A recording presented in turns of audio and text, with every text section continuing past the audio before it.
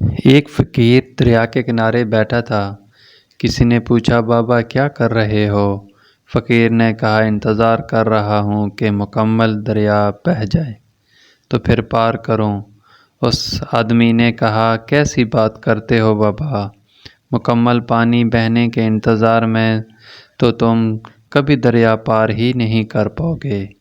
فقیر نے کہا، یہی تو میں تم لوگوں کو سمجھانا چاہتا ہوں کہ تم لوگ جو ہمیشہ یہ کہتے رہتے ہو کہ ایک بار گھر کی ذمہ داریاں پوری ہو جائیں تو پھر نماز پڑھوں گا، داڑھی رکھوں گا، حج کروں گا، خدمت کروں گا، جیسے دریا کا پانی ختم نہیں ہوگا، ہمیں اس پانی سے ہی پار جانے کا راستہ بنانا ہے، اسی طرح زندگی ختم ہو جائے گی، پر زندگی کے کام اور ذمہ داری کبھی ختم نہیں ہوں گے۔